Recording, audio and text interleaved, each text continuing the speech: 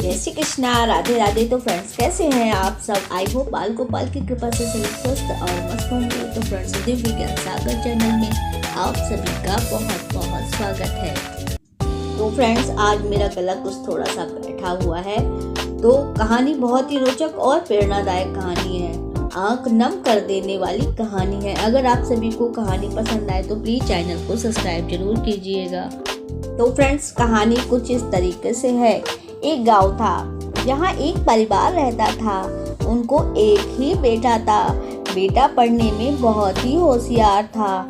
जब बेटे का 12वीं का रिजल्ट आया तो पिता के खुशी का ठिकाना नहीं था, क्योंकि बेटा जो कि 99% लाया था, जिले भर में प्रथम स्थान प्राप्त किया था।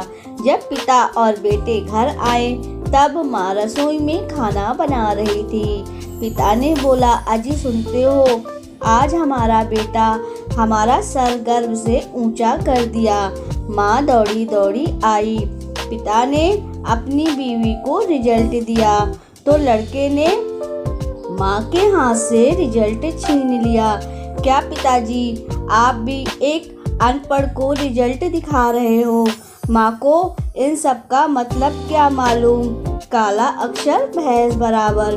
बेटे की बात सुनकर माँ को बहुत दुख हुआ और माँ की आंखें भर आई और वो वापस किचन में चली गई। पिता को बेटे के इस हरकत से बहुत ही क्रोध आया और फिर पिता ने जो बोला वह बात बहुत ही प्रेरणादायक थी।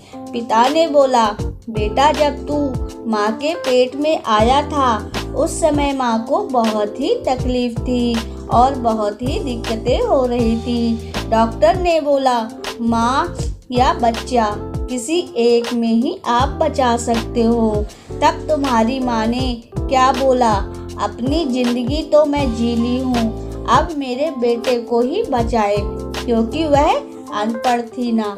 भगवान की कृपा से तुम दोनों को कुछ नहीं हुआ और तुम इस दुनिया में आ गए।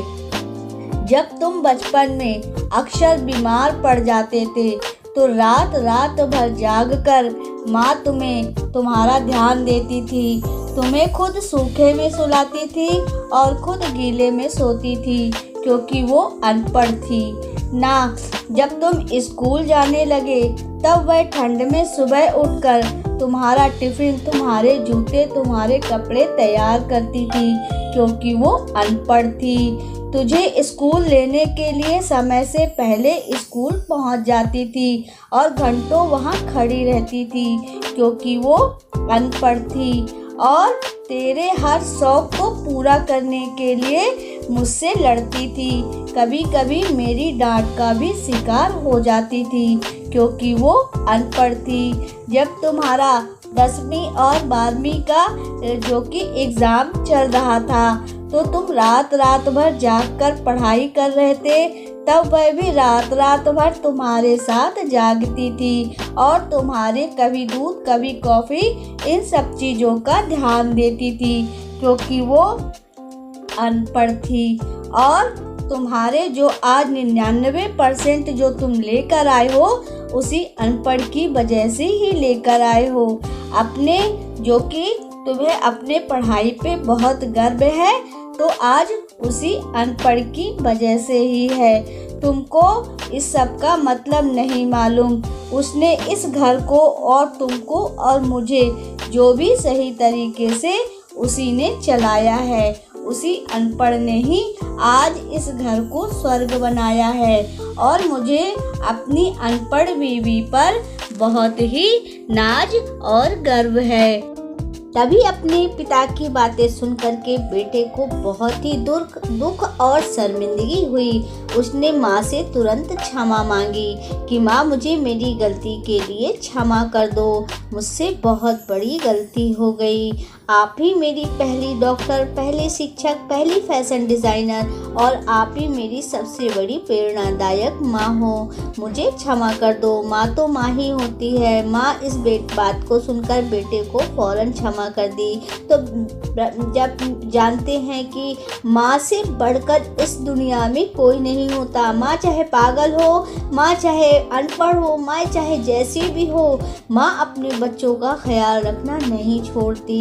माँ के जैसा शिक्षक, डॉक्टर कोई भी नहीं बन सकता। पहली शिक्षक माँ ही होती है, पहली डॉक्टर माँ ही होती है। जब बच्चा बीमार होता है तो माँ ही अपने सारे जो कि इलाज के टोटके अपने बच्चों पर आजमाती है, सारी चीज़ें अपने बच्चों के लिए करती है। बेटे को क्या पसंद है, बेटा क्या खाएगा, बेटा क्या पहनेगा, ये सारी चीज़ें माँ ही सोचती और देखती है।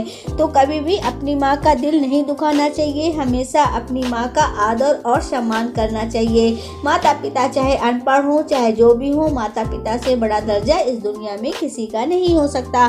भगवान का भी दर्जा माता पिता से नीचे होता है। तो फ्रेंड्स, ये थी कहानी माँ का आदर। आशा करती हूँ कि आप सभी को कहानी अवश्य ही पसंद आई होगी।